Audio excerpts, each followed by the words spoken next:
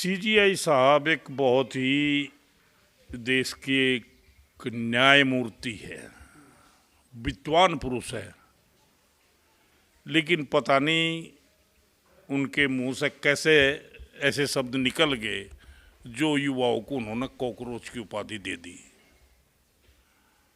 Cockroach एक हानिकारक कीट है।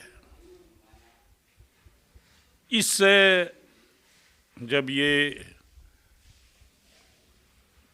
सीजीआई साहब की टिप्पणी युवाओं के कानों तक पहुंची तो उन्हें दर्द हुआ। अपने ही भारत का एक छात्र अमेरिका में विद्या अध्ययन करने के लिए जा रहा है, अभिजीत दीप के, तो उसने भी उसी अंदाज में कॉकरोच का नाम लेने पर उसने कॉकरोच जनता पार्टी का नाम लेकर सोशल मीडिया पर डाल दिया। उसके सोशल मीडिया पर डालने से आखिर वो एक युवा है, एक छात्र है, और छात्रों की संख्या, युवाओं की संख्या इस देश में नहीं पूरी दुनिया में युवा शक्ति होती है। युवा युवा के साथ जुड़ता है, युवा युवा के अनुसार चलता है। तो उसके साथ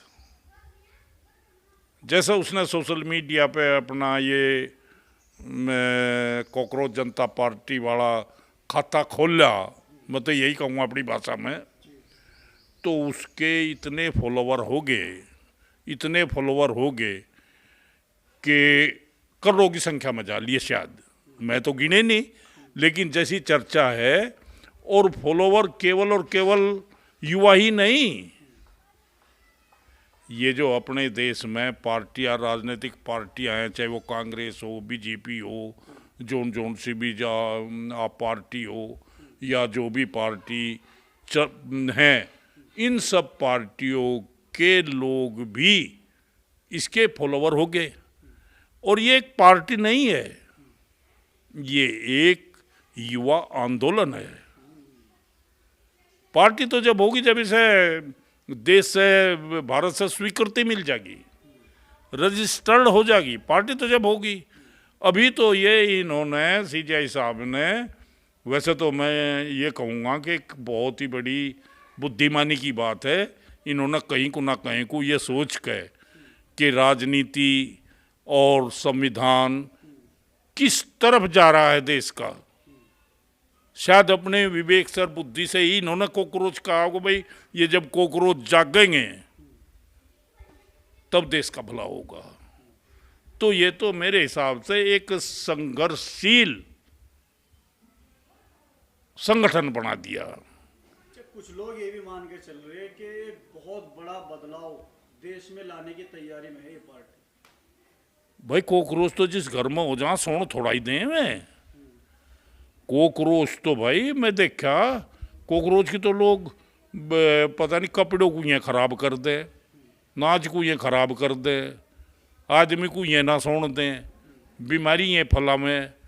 तो भाई जब एक युवा शक्ति, छात्र संगठन, बाबूजी पहले तो एक बालक होता है, बालक हर चीज़ से अनभिज्ञ होता है, उसे ना किसी धर्म का वो होता, ना किसी बिरादरी का, जाति का वो होता, वो केवल बालक भगवान रूप होता है, चाहे वो किसी भी वंश का हो, किसी भी जाति का हो, किसी भी धर्म का, उसका कोई मतलब नहीं होता। लेकिन जब वो स्कूल में जाना शुरू होता है, धीरे धीरे विद्या अध्ययन करता है, तो विद्या अध्ययन करने पे उसको जो है सारी, चाहे वो इंजीनियरिंग की हो, चाहे वो मेडिकल की हो, चाहे वो इसकी न्याय की हो, ये सब पढ़ाई पढ़ता है। और ये पढ़ाई पढ़कर उसे ये सब जानकारी हो जाती है कि क्या तो किसी देश का संविधान है और क्या उस देश की राजनीति में चल रहा है, ये सब जानकारी हो जाती है। और मुझे तो ये दिखाई दे रहा है कि ये जो कॉकरोच जनता पार्टी नहीं, ये कॉकरोच जनता युवा आंदोलन है। और ये आंदोलन जैसा मैं देख रहा हूँ सोशल मीडिया पे, इनका जो मुख्य मांगे हैं वो भी बहुत विशेष है। मुख्य मांगे इनकी सबसे पहली तो ये है कि देश का कोई भी नेता पेंशन ना ले, और कोई भी नेता का मतलब यूँ है पेंशन ना ले। यदि नेताओं की पेंशन बंद हो तो लाखों करोड़ रुपए का लाभ सरकार को, देश को होगा। एक इनका यह है कि यदि कोई नेता पार्टी चेंज करता है, अवसर देखता है, अवसरवादी है, वो कभी बीजेपी का मौका देखा तो बीजेपी को, कांग्रेस का मौका देखा तो बीजेपी छोड़कर कांग्रेस में, जिस पार्टी का उसने मौका देखा उसी पार्टी में चला गया। ये जो जनता कॉकरोच जनता आंदोलन है, मैं तो अभी से आंदोलन संगठन कहूँगा, ये जो संगठन है इसकी ये भी मांग है कि यदि कोई व्यक्ति, कोई नेता पार्टी चेंज करता है तो उसको कुछ समय के लिए निष्कासित कर दिया जाए और बाध्य कर दिया जाए कि वो कोई पार्टी उसे ज्वाइन नहीं देगी, ज्वाइनिंग।